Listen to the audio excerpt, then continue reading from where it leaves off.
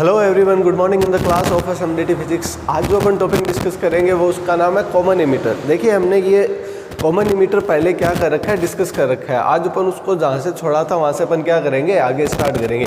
But आगे start करने से पहले मैं आपको जो कॉमन एमिटर में जो हमने पढ़ा था उसके बारे में थोड़ा सा अपन क्या कर लेते हैं, डिस्कस कर लेते हैं। देखिए हमने पहले कॉमन एमिटर का क्या बनाया था, स्ट्रक्चर बनाया था, जिसमें एमिटर क्या रहता है, कॉमन रहता है। उससे पहले हमने कॉमन क्या पढ़ा था, कॉमन बेस पढ़ा था। अब अपन कॉमन एमिटर पढ़ रहे हैं, फिर अपन पढ़ेंगे कॉमन कलेक्टर। ठीक है, तो देखिए कॉमन एमिटर के लिए हमने पहले क्या बनाया था, डायग्राम बनाया था, फिर इनपुट कैरेक्टरिस्टिक देखे, फिर आउटपुट कैरेक्टरिस्टिक देखे, और फिर हमने यदि आपको पता हो तो एक रिलेशन निकाला था, जिसको हमने रिलेशन का नाम दिया था relation between alpha and beta. अर्थात अल्फा और बीटा में क्या निकालना, रिलेशन निकालना। और उसके बाद में हमने एक इक्वेशन भी बनाई थी। आज अपन क्या करेंगे, अल्फा और बीटा रिलेशन के बाद जो लास्ट में हमने जो इक्वेशन बनाई थी, जो किसमें थी, बीटा में थी, उसके बारे में अपन क्या करेंगे, डिस्कस करेंगे। और आज मैं आपको एक बहुत शानदार और इंटरेस्टिंग टर्म बताऊंगा, जिसको अपन बोलते हैं कि जब हमारा बेस क्या रहता है, मतलब बेस में यदि बैटरी नहीं जोड़े तो एक धारा प्रवाहित होती है। उस धारा का नाम बाद में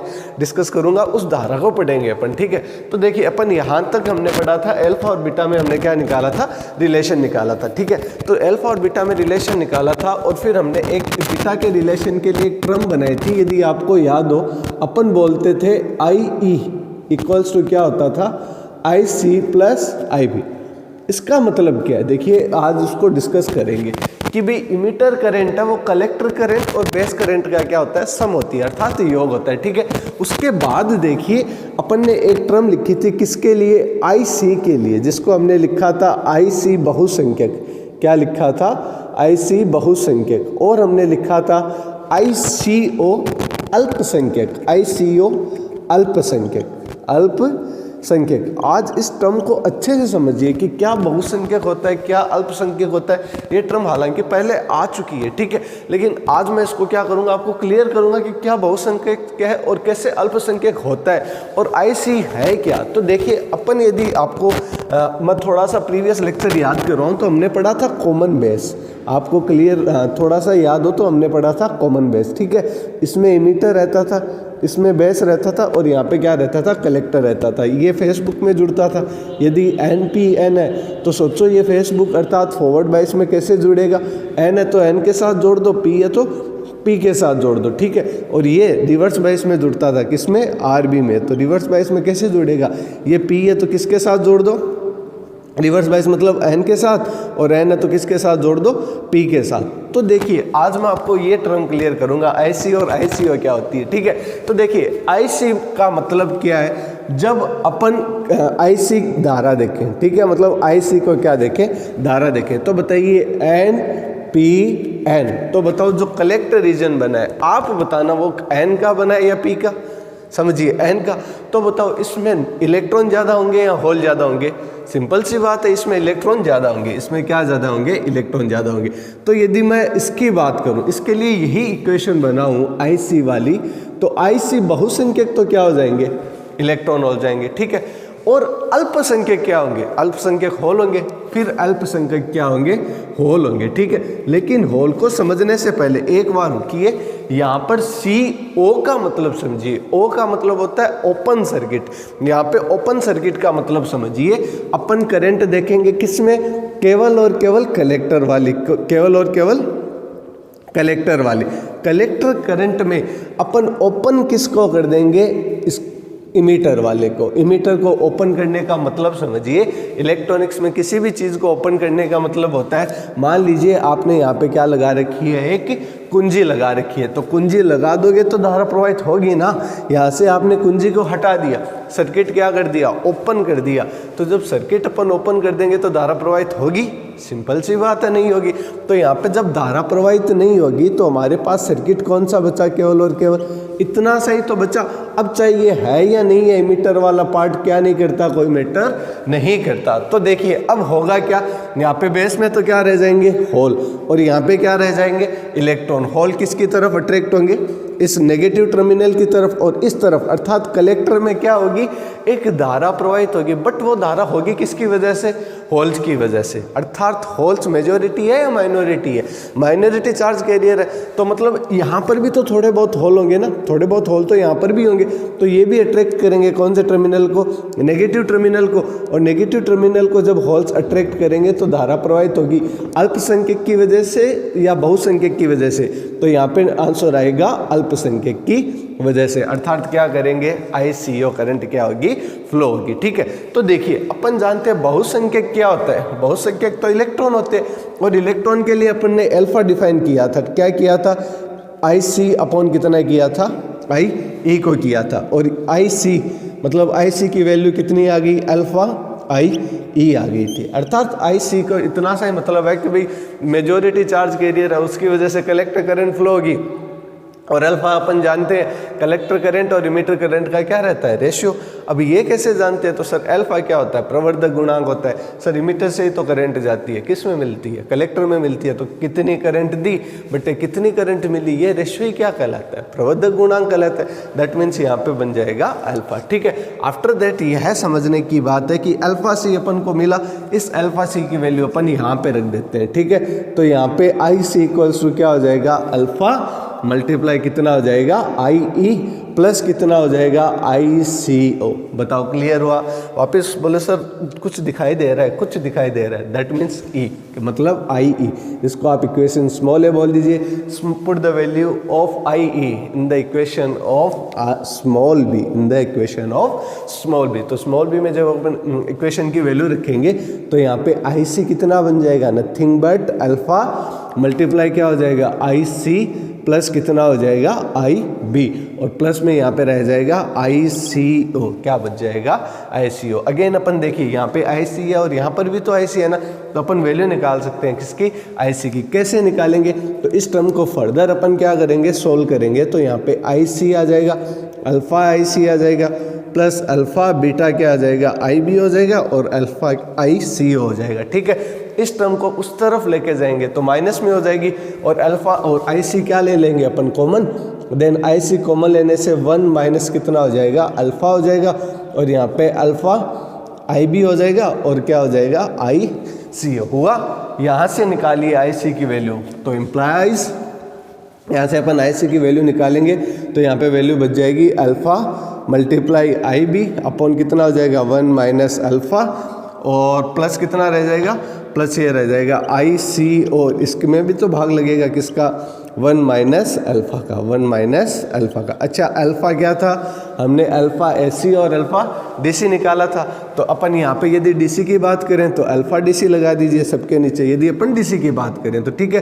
तो इसी के अकॉर्डिंग अल्फा DC के अकॉर्डिंग हमने एक वैल्यू भी निकाली थी, आपको पता हो तो हमने अल्फा DC की वैल्यू निकाली थी शायद बीटा DC ऐसा कुछ करके, अपॉन 1 प्लस बीटा DC है ना, तो मतलब अल्फा की वैल्यू पुट कर सकते हैं। ये वैल्यू देख लेना एक बार, ठीक है, मैं बगैर देखे लिखवा रहा हूँ, और ये क्लियर करवाने के लिए कि आप वापस वीडियो देखो या मतलब प्रीवियस लेक्चर देखो और समझो कि ये टर्म सही है नहीं। आप पे छोड़ रहा हूँ, वापस इस टर्म पे स्टार डाल के लिख रहा हूँ, आप देखना यदि आपने प्रीवियस लेक्चर देखा है कि ये टर्म मैंने सही लिखी है या नहीं लिखी है। ठीक है, इसके बाद अपन put the value of alpha DC की वैल्यू अपन कहाँ पे रख देंगे, इस इक्वेशन में रख देंगे। तो इक्वेशन क्या हो जाएगी, कन्वर्ट हो जाएगी, किस में हो जाएगी, बीटा में। इक्वेशन किस में कन्वर्ट हो जाएगी, बीटा में, और IC की हमारे पास वैल्यू आ जाएगी सीधी, जिसकी वैल्यू होगी बीटा IB प्लस कितना हो जाएगा, 1 प्लस बीटा और हो जाएगा ICO। ये लीजिए आपके पास क्या आ गई, टर्म्स आ गई, एक इक्वेशन आ गई। अब देखिए, अब इस इक्वेशन को मैं बता रहा हूँ, इसको तो मैं बोल रहा हूँ इक्वेशन 1 और इसको मैं बोल रहा हूँ इक्वेशन 2। अब इस इक्वेशन 1 और 2 को ध्यान से देखिए, इसमें क्या है, इसमें एक समझने वाली बात है। देखो आप ये डायग्राम फिनिश कर दें, ठीक है, ये देखिए इसको वेनिश कर देते हैं। फिर अपन ये जो टर्म आई, मैंने बोला ना कि आज एक नई टर्म सिखाऊंगा, एक नया शब्द सुनाऊंगा, वो आपको बहुत अच्छा लगेगा, बहुत अच्छा इंसेंस इंटरेस्ट आएगा आपको उसको पढ़ने में क्या आएगा, इंटरेस्ट आएगा। देखिए कैसे, देखिए ये थोड़ा ही साफ हो पाया, बट थोड़ा सा अच्छे से साफ करें तो अपन ये लीजिए आई। अब देखिए इक्वेशन 1 और 2 को देखिए बस, तो आप ध्यान से, जब तक मैं बोर्ड भी साफ कर लूँगा, ठीक है। देखो इक्वेशन 1 और इक्वेशन 2, ठीक है। यदि अपन बात करें किसकी, कॉमन इमीटर की, कॉमन इमीटर की। तो देखिए कॉमन इमीटर का डायग्राम कैसे बनता है। यहाँ पे रहता है बेस, यहाँ पे रहता है इमीटर, यहाँ पे रहता है कलेक्टर। बैटरी वगैरह जैसे भी एक बार के लिए जोड़ दीजिए, मैं फॉरवर्ड बाइस रिवर्स बाइस पे बात नहीं कर रहा, मैं सीधे ही बैटरी जोड़ रहा हूँ, ठीक है। देखिए यदि मैं यहाँ पर ICO लिखा है ना, ICO का मतलब मैं ओपन कर दूँ किसको, मतलब बेस वाले रीजन को, तो यहाँ पे जो कुंजी लगी हुई थी उस कुंजी को मैं क्या कर दूँ, हटा दूँ। क्या कर दूँ, हटा दूँ। अब उस कुंजी को हटा दूँ तो इसमें धारा प्रवाहित होगी, नहीं होगी। इसमें धारा प्रवाहित नहीं होगी तो यहाँ पे देखिए यदि मैं P की बात करूँ तो यहाँ पे तो रहेंगे होल्स और यहाँ पे रहेंगे इलेक्ट्रॉन। तो अब ये इलेक्ट्रॉन ये किस में जुड़ता है जनरली, रिवर्स बायस में।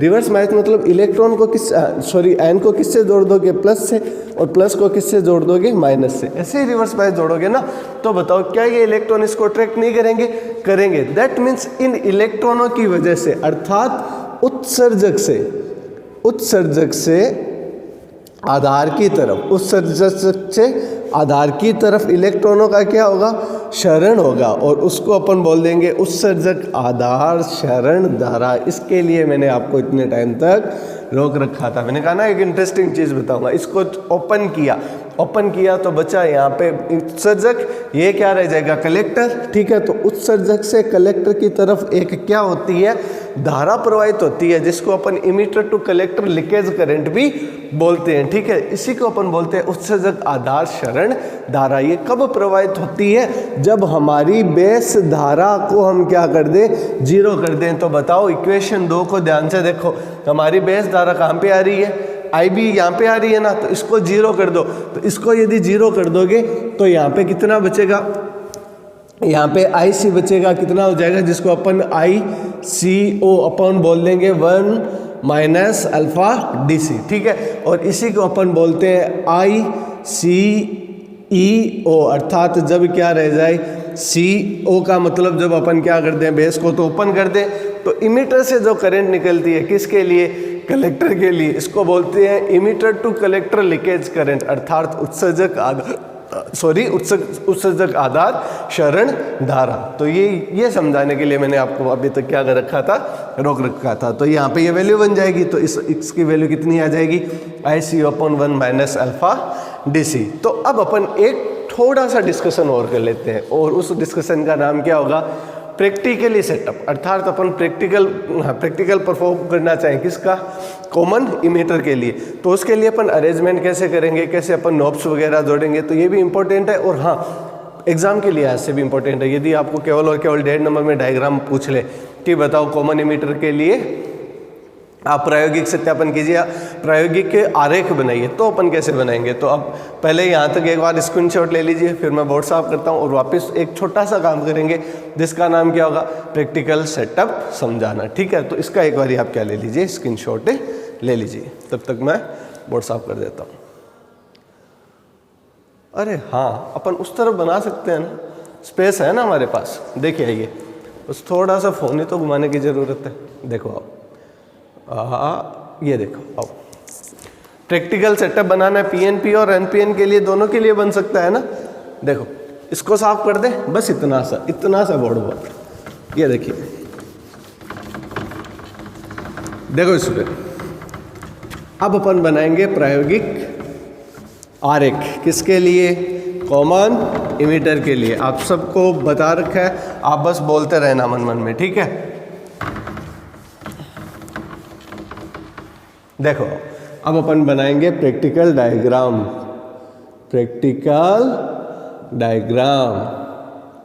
देखिए प्रैक्टिकल डायग्राम बनाने के लिए एकदम सिंपल है। आपको कॉमन क्या रखना है, बस इतना सा बता दीजिए।